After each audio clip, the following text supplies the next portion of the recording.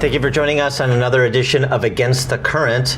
On this installment, our guest is Bethany McClean. She is the author of the new book, Shaky Ground, talking about the GSEs in the housing market, Fannie and Freddie, and what happened that led up to the bubble bursting, and where Fannie and Freddie stand today. Coming to you, as we always do, atop the Skyline Club, or atop the Old Republic building at the well-appointed Skyline Club.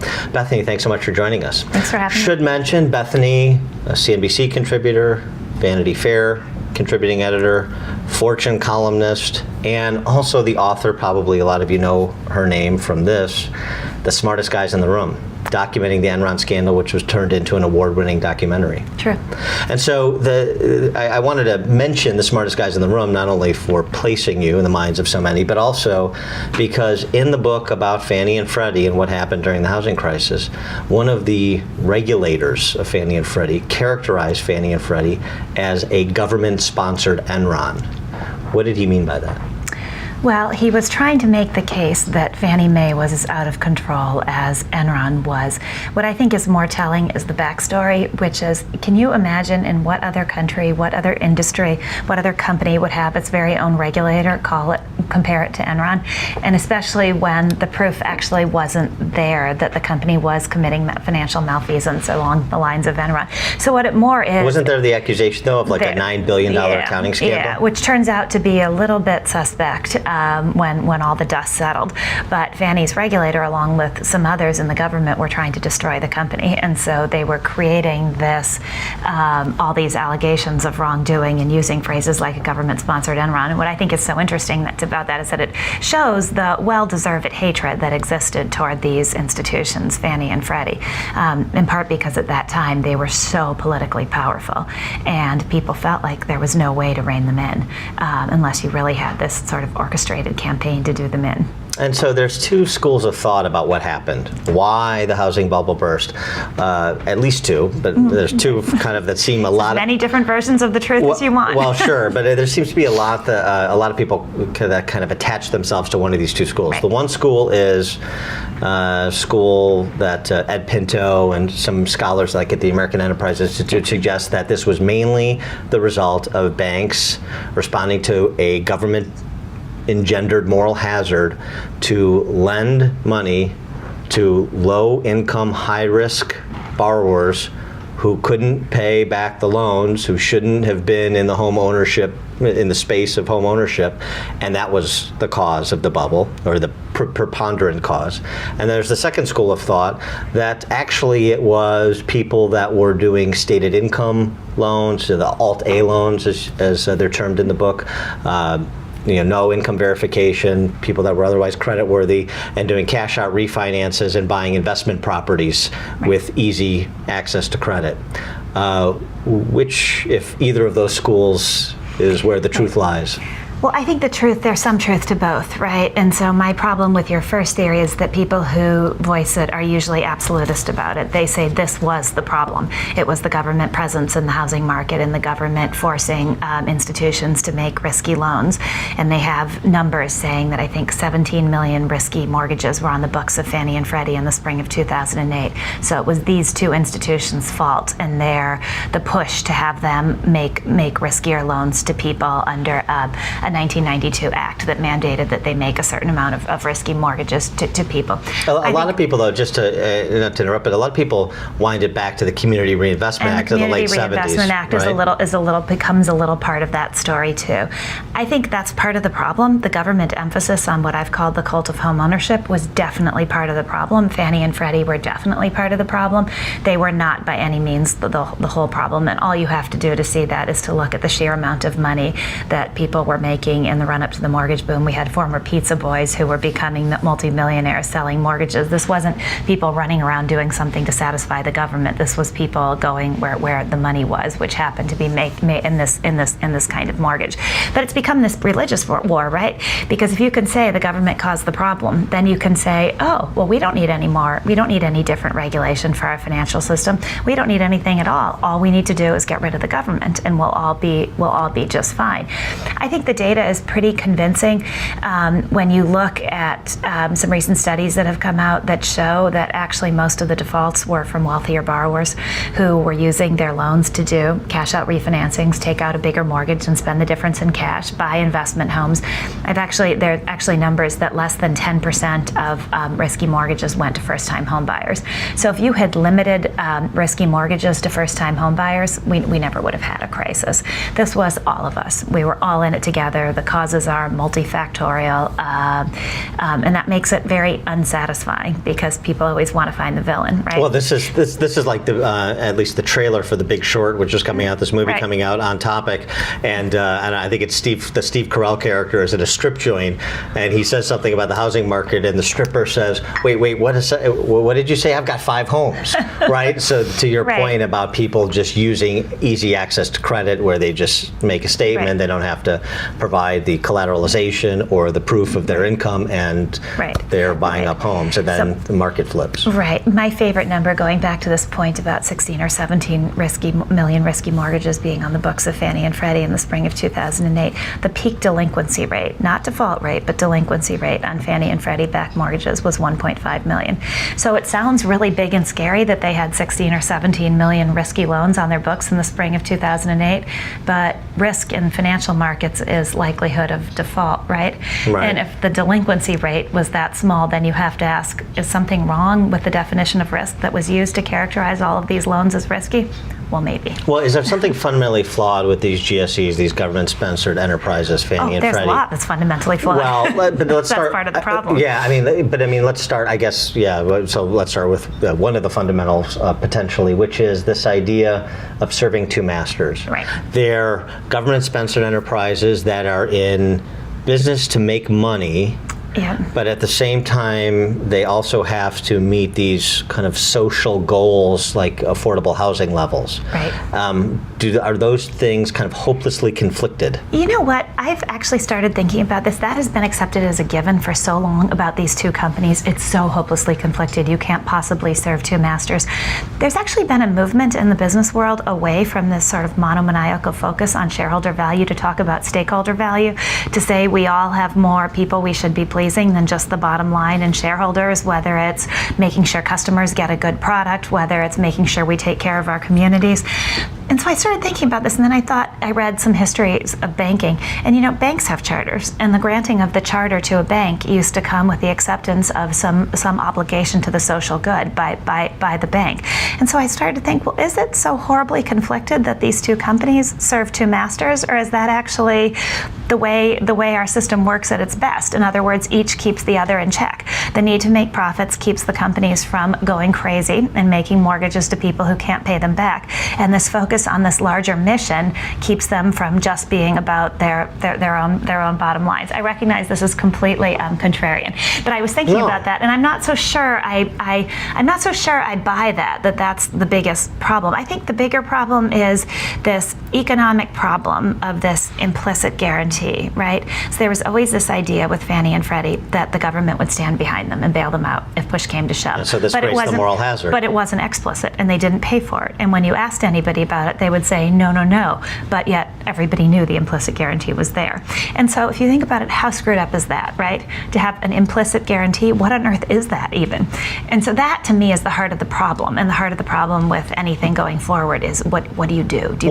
These agencies were sold coming out of the Great Depression, Right. On the idea that home ownership creates more stable communities, a more responsible, civic-minded American. Right. So they came out of the Depression. They almost pushed us into another depression, according to many. But I guess the underlying premise, the marketing of this to the American people back after the Great Depression, is there any evidence to back that up, that homeowners are more civic-minded and responsible than renters?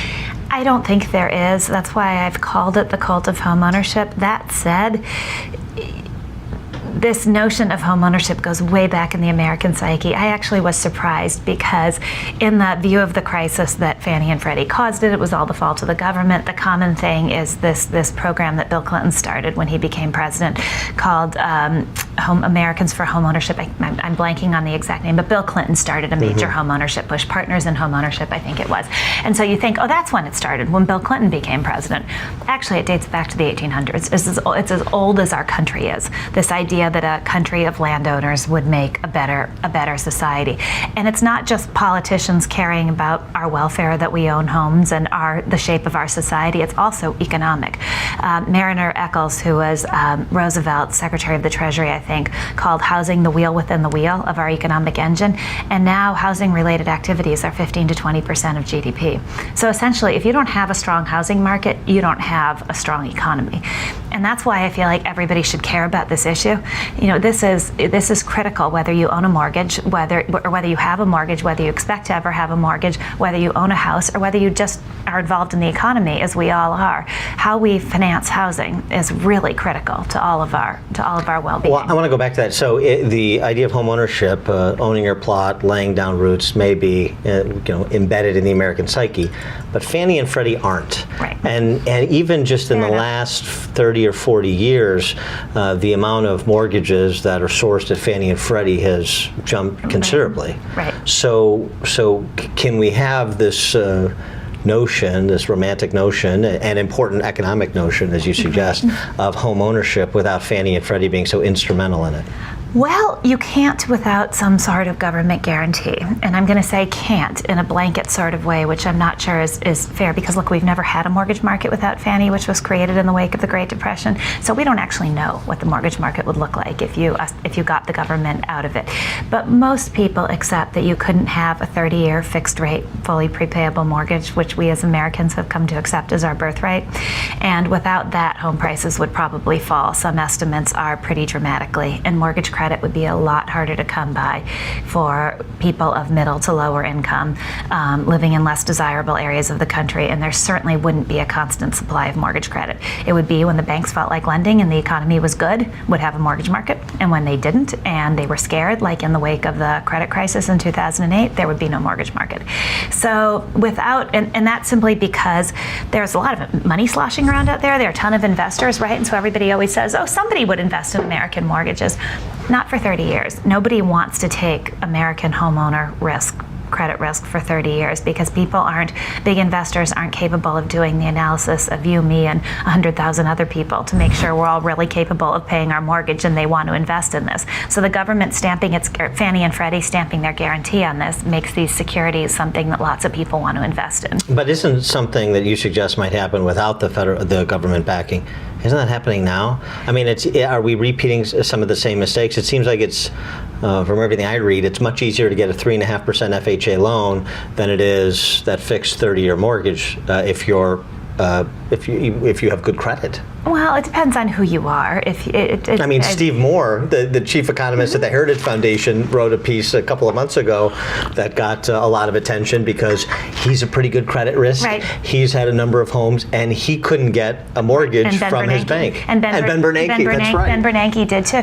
But that's part of the problem, right? Right now we have these two institutions called Fannie and Freddie. They are essentially owned by the U.S. government, propped up by a line of credit from Treasury. They have no capital, so they can't really fulfill their function, which is to support the mortgage market. All of their profits are being drained to the U.S. Treasury and spent on balancing the budget. And so people like Steve Moore and Ben Bernanke can't get mortgages because mortgage credit remains so tight 7 years out from the crisis. And everybody keeps saying, oh, well, it's going to normalize. The financial crisis is becoming something that kids graduating from high school don't remember. You know what I mean? And mortgage credit still hasn't normalized. And that's because the administration has done nothing to figure out our housing market. Is that why you call the Fannie and Freddie zombie agencies? Yeah. So they're in this limbo state 7 years into conservatorship where nobody wants to do anything because nobody knows exactly what to do, and right. because those institutions are so precarious yet so important in the international financial system with, for example, the investments that China and Japan have made. Yeah.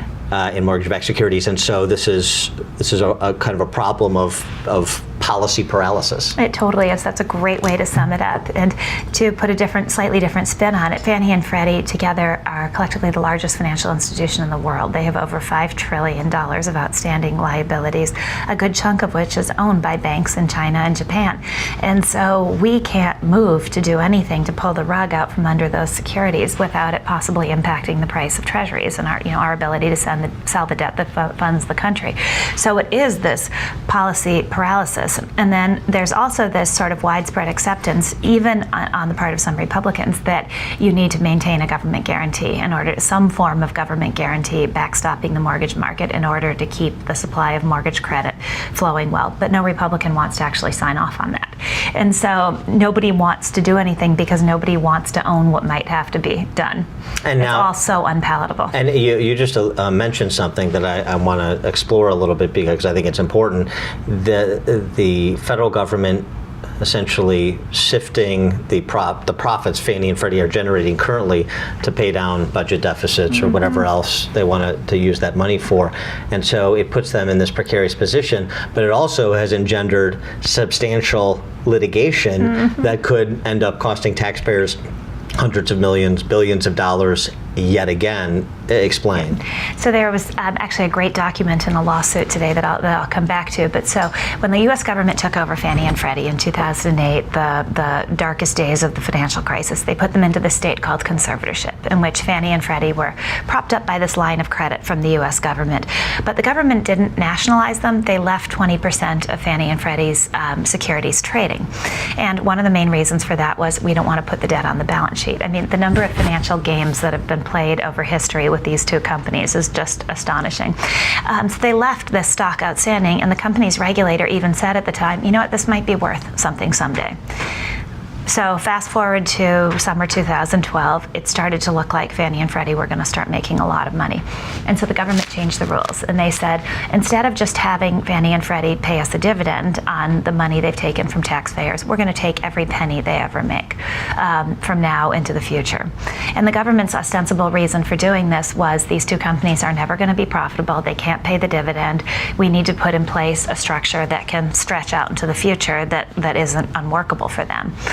But a bunch of the investors in the company's securities said, oh, no, it was obvious these two companies were going to become public. And this document in a lawsuit today just shows what the lawyers refer to as windfall profits that the government thought Fannie and Freddie were going to make. So there's always been all this sort of dark speculation. Well, didn't the government just want to get its hands on the hundreds of millions of dollars of profit that was going to come from these two companies?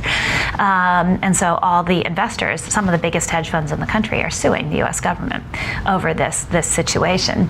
And it's unclear what the course of the legal cases is going to be and what the remedy would be if they win.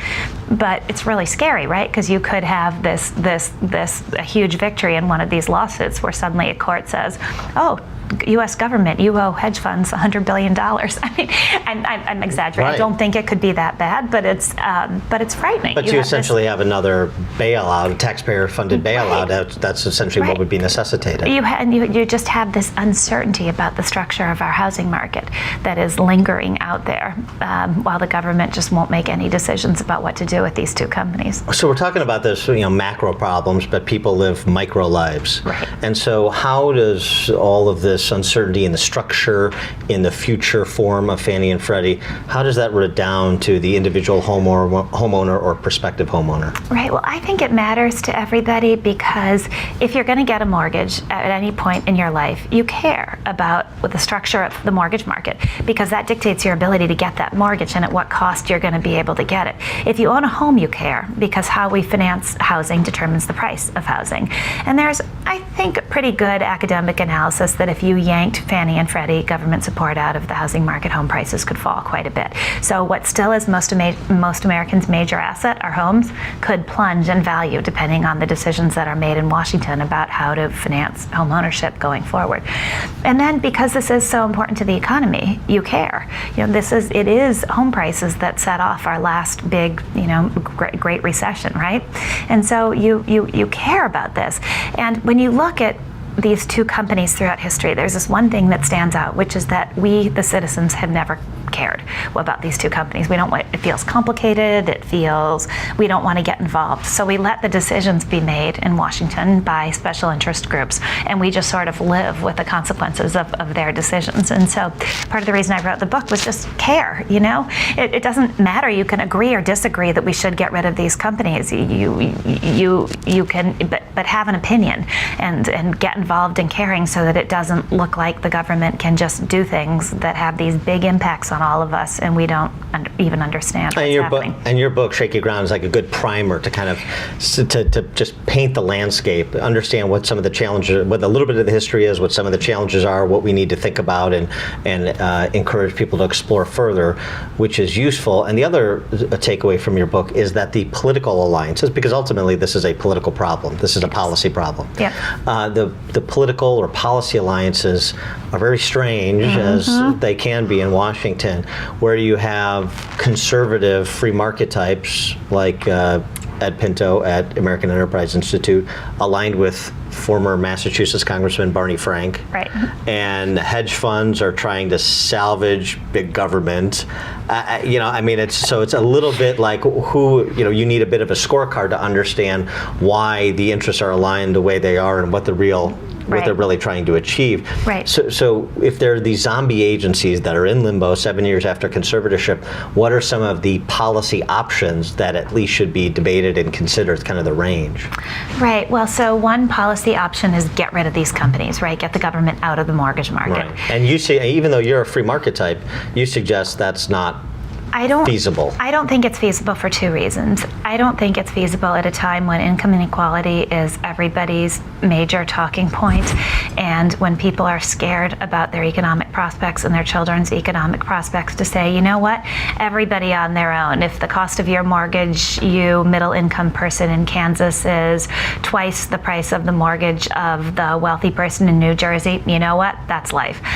I don't know if that's ever going to be doable, but it sure isn't doable right now. I don't think there's a single politician that's going to sign off on that. So maybe it was the right way to structure the mortgage market all along, but after 80 years of having a government presence that evened out the cost of mortgages across the country, very hard to go there from where we are. It's always easier to say the problem with the regulations we had, they weren't big enough. The programs weren't big enough, so we need more regulation, a la Dodd-Frank of the banks. Right. Well, I don't necessarily agree with that either. Well, no, I'm just saying the argument that's made. I'm not saying Dodd-Frank is good regulation. I'm just saying it's so much easier to say we're going to come in and provide that oversight that was lacking before, and it was a lack of oversight, not a problem of undue regulation. Right, and it was both. The problem with regulation is that it pushes people all to do things at the same time because there are loopholes, and that opens the loopholes. But anyway, the second part of the problem is when most people talk about privatizing the mortgage market, they talk about having the big banks have a much bigger share of the mortgage market than they do now. Not only owning the front end, the making mortgages to consumers, but also the back end. And in some of the bills that have been proposed in Congress, the big banks would have a government guarantee on the mortgage-backed securities that they sold. So we're in kind of the same place. Well, we are in the same place. That's the thing. The big banks were government-sponsored enterprises in the financial crisis too. They too had to be bailed out. It's debatable whether Dodd-Frank fixed that. I don't happen to think it did, but let's just give it to the people who say Dodd-Frank fixed it and say, okay, Dodd-Frank fixed it. If the big banks control the nation's mortgage market, they won't be allowed to fail in the next crisis either. They can't, because you need to keep the flat flow of mortgage credit going. So then we've just undid everything we tried to do to fix the problem of too big to fail banks. I don't think there is such a thing as a private mortgage market, and to me that's the elephant in the room. Until you tell me of a mortgage market that can be financed without the big banks having more involvement in it, if you get rid of Fannie and Freddie, I don't think there is such a thing. It's just making monsters out of the big banks. Well, you couldn't do it if you are. I mean, this to me again is where you're trying to serve 2 or 3 or 4 masters. You couldn't do that and then say, I'm also going to concern myself with income inequality. Right. You have to say that these are the rules of the game and everybody has to abide their responsibilities and there's no safety net. But even then, I still think we would bail out the big banks if they were the backbone of the mortgage market. Even in a world, I still think we would have to bail them out. So to me, I've come to believe that it's a line I like to use, that Fannie and Freddie are like Winston Churchill's famous saying about democracy: the worst possible thing with the possible exception of everything else. I think we know what the problems with Fannie and Freddie are. I think there are ways to regulate them in a smarter way, to cap their returns like a utility, so that they're not chasing profits in the way they were that led into the financial crisis. And I think that's a better solution than a lot of other things that are being tossed around out there. But A, that's really controversial, and B, it's almost not feasible because there's so much hatred toward these two companies, particularly in Washington, where in their heyday they were powerful bullies. And so a lot of people feel like, I got kicked around by Fannie and Freddie, now they're down, I'm going to kick them back. I mean, these things are very personal. You expect them to be sort of abstract policy debates, but they're not. They're very personal too. But there's one of the other problems though too, going back to this idea that you can have them pursue profit at the same time as abiding certain social goals like affordable housing metrics. But I mean, that still calls for some kind of central planning, a board of mystics that knows exactly what these goals should be, that has everything properly calibrated, and we've lost faith in a lot of boards of mystics in government, at big banks, and elsewhere. That we have. The problem is these boards of mystics, as you put it, underpin a lot more of our economy than just Fannie and Freddie. I guess maybe where we end up on the same page is that I could see a financial system that made a whole lot more sense than the one we have, but it would have to be whole-scale revision to our financial system. It couldn't just be wiping out Fannie and Freddie and leaving the structure of the big banks the way they are and the structure of the Federal Reserve the way it is. That, to me, is getting like chopping off a tiny piece of the problem and saying you've solved it, when in reality, by lopping off a little part of the beast, you've just actually made the whole thing that remains a lot worse. So, I mean, if what you're suggesting, this is Fannie and Freddie's existence is the worst except for everything else, every other option, then how do we get out of this limbo state that you describe in your book and to some kind of reform that empowers Fannie and Freddie to do the things that it needs to do to serve both masters? Right. Well, you have to let them capitalize, have money again. I don't know if you followed this. It's kind of fascinating. So there's been this whole congressional brouhaha over the FHA only having 2% capital and how horrible this is. I mean, the FHA is 100% nationalized, right? But there's still been this brouhaha. It only has 2% capital. Fannie and Freddie, multiple times the size, no capital. And so the idea that we're letting these two institutions function with no capital is insane, and people justify it by saying, well, they're effectively nationalized. Well, then why doesn't that argument apply to FHA too? You can't have it both ways. So you're suggesting that the federal government needs to stop the skim? They need to stop the skim. I mean, it's insane. The idea that you can have these two companies that are collectively the largest financial institution in the world that still have shareholders, thanks to the federal government's decision, by the way. The federal government could have wiped out shareholders in 2008 and we wouldn't be here now. They made the decision to keep shareholders in place. And then they're taking all the money and spending it on whatever they feel like spending it on. I think it's completely insane. That sounds kind of like an amicus brief for the hedge funds that are suing the federal government. It does. The place where I disagree with the hedge funds is that I'm not sure what's left for them. If you do allow Fannie and Freddie to recapitalize and you put in place a smart structure that makes sense, I don't really know what's left for investors. I don't know that they get a huge payoff at the end of the day. I don't think these two companies go back to being, I think Fannie was the third most profitable company per employee in the world in the late 90s, and Freddie was close behind. I mean, these two companies were hugely powerful, profitable enterprises. And a lot of people remember the golden parachutes that Franklin Raines, Jim Johnson their got. Executives made an enormous amount of money. If you don't want to go back to those days, you want to structure them in a way that makes a lot more sense, perhaps with these utility-like caps on their returns. And then that means I'm not sure what's left for investors. Well, right. So, and I mean, you'll have the same same crocodile tears for the big banks, for the hedge funds too.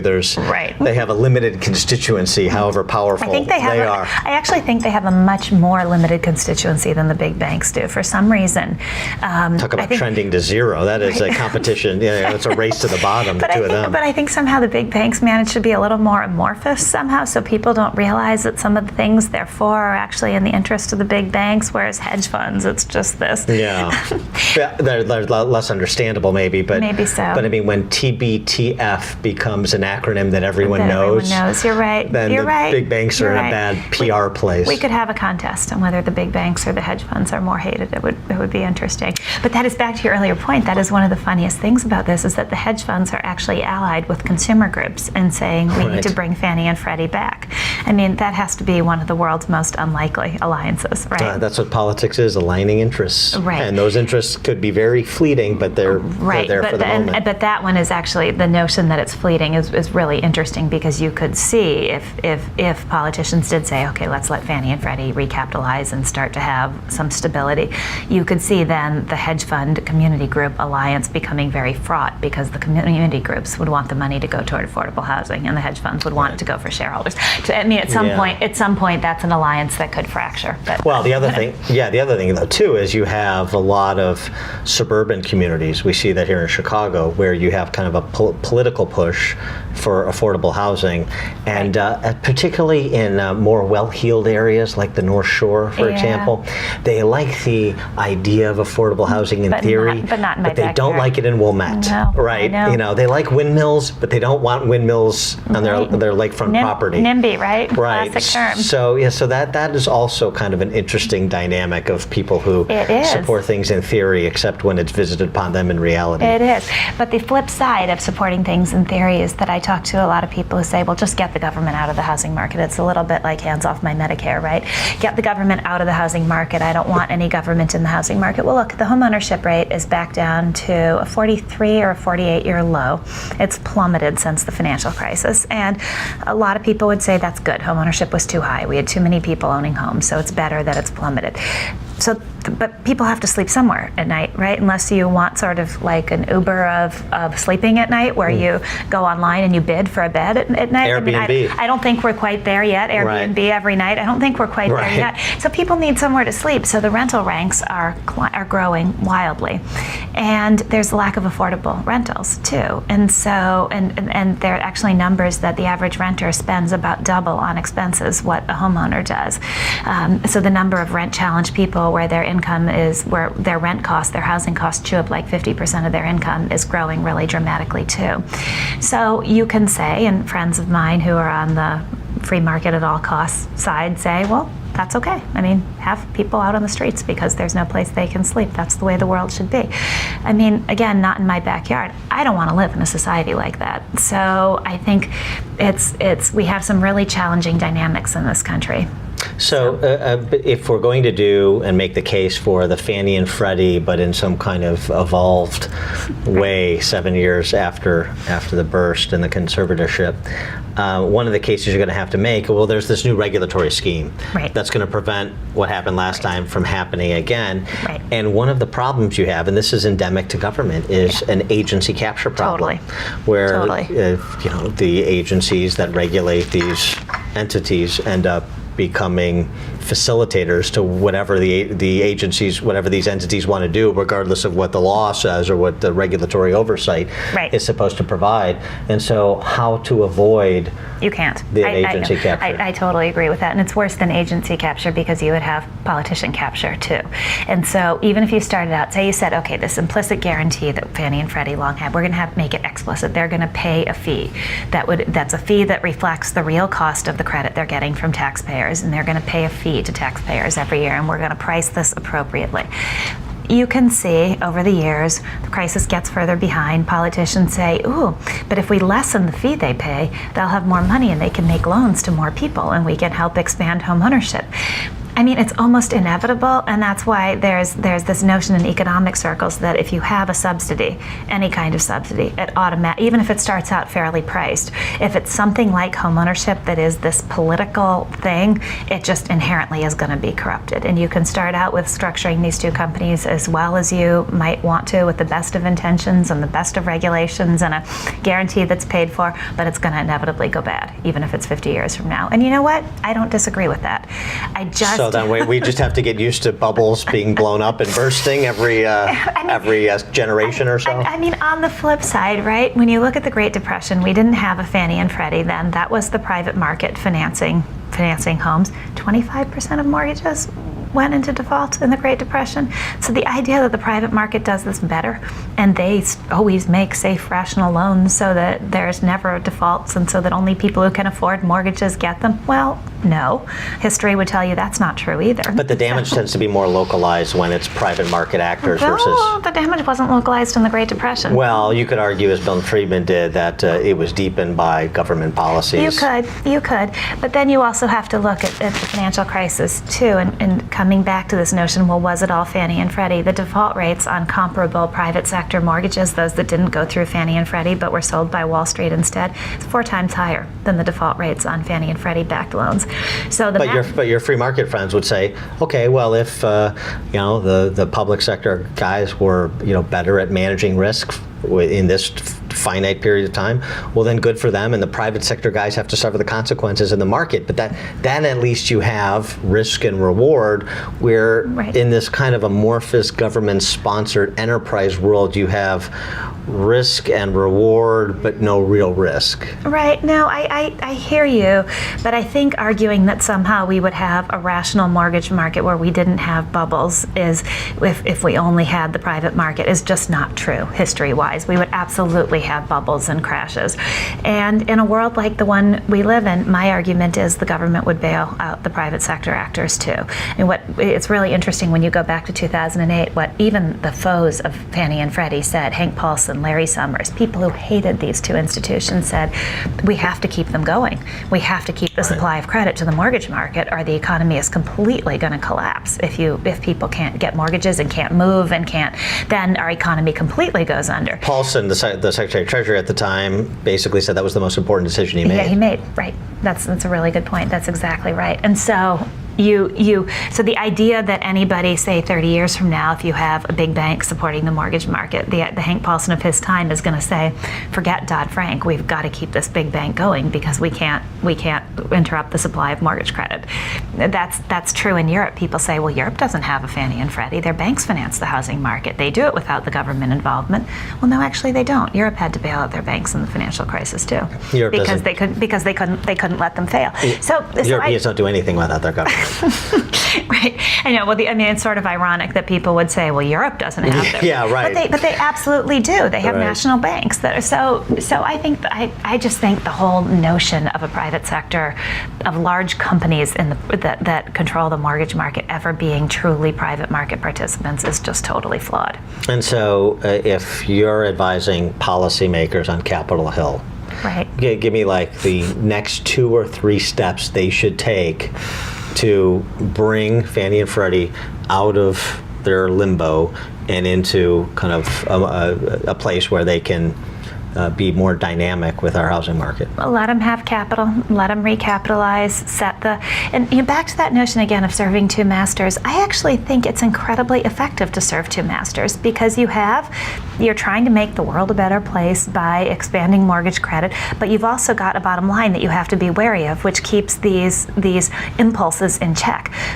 People say, why don't we just leave Fannie and Freddie? I know I'm going to come back to your question. People say, why don't we just leave Fannie and Freddie the way they are, effectively nationalized? To me, you have to be pretty far along the spectrum on policy-wise to argue that you want the government to have its thumb on the finger of mortgage credit through these two companies. I mean, I think that's really frightening without any regard for what their profits are. I happen to like the idea of them serving two masters and having to care about their profits while also having to care about this social good. I think it's a balance that's good, not necessarily bad. So I'd give them capital. I'd set the rules of the road so that they could raise capital in the market, and I'd try to give them as effective a regulator as you could, and rules, hopefully rules that encourage counter-cyclical behavior, such that when the market is going completely crazy, they have an incentive to step back instead of to dive in and try to keep their market share as they did in the run-up to the financial crisis. But I'm not. Somebody may have a solution that's better than that. I just haven't heard it yet. And what about? Because I'm not saying it's perfect. No, I understand. Yes, we're choosing from imperfect options. Right. And so, what about for the individual homeowner or prospective homeowner, as they're trying to manage their financial future? What does this all mean to them in terms of concrete steps or considerations they should make, thinking about this biggest purchase they're ever going to make? Get a mortgage now, while rates are low and Fannie and Freddie are still around. Right. No, I don't. It feels a little bit amorphous to the average homeowner, but basically, without Fannie and Freddie, without government involvement, there would not have been a mortgage market in this country since the financial crisis. They've taken some 80 to 90% of mortgages have actually gone through the government, whether it's Fannie or Freddie or the FHA. Yeah, but are people that are looking at the value of their home right now in kind of the context of all the other variables like property taxes and so forth, particularly in Illinois. Yeah. But as they're looking at that, or they're assessing whether to buy a home, and you're telling them that Fannie and Freddie are in this kind of bad limbo state 7 years after the bubble, and there's paralysis in DC to do anything, and this is leading us to a bad path. Is that a suggestion? Let's just wait and see how this plays out if you're renting right now, because at least you minimize your damage if things go bad yet again so soon after the bubble 7 years ago. Right. It's a really good question. I wish I had a great piece of advice. I would have told people, if I were advising people, I would have said, in fact, I did tell my poor mother-in-law after the financial crisis to sell her house and to get out now while she could, and I turned out to be so very wrong, because you look around at what's going on in Chicago now, and you feel like it's bubble redo, right? I mean, the holidays must be tough for you these days, right? I think she's forgiven me. No, okay. She couldn't handle the stairs anyway. It's okay. Right, but sure. anyway, so I'm cautious with any kind of advice to people, because I've been around long enough to know how often I've been wrong, because I see danger everywhere, and so I see a lot of danger in the housing market right now. But that doesn't mean I'm going to be right. And a lot of danger, all that danger, but I know documented, I'm right about this. Documented. And it may not end badly anytime soon, but it's not good. And that is all documented in Shaky Ground, the new book by Bethany McClean. Also, you should check out Smartest Guys in the Room, the book that she wrote with a co-author about the Enron accounting scandal and the implosion of Enron. Bethany McClean has been our guest on this edition of Against the Current. Thanks for joining us. Thank you, Bethany. Thank you for having me.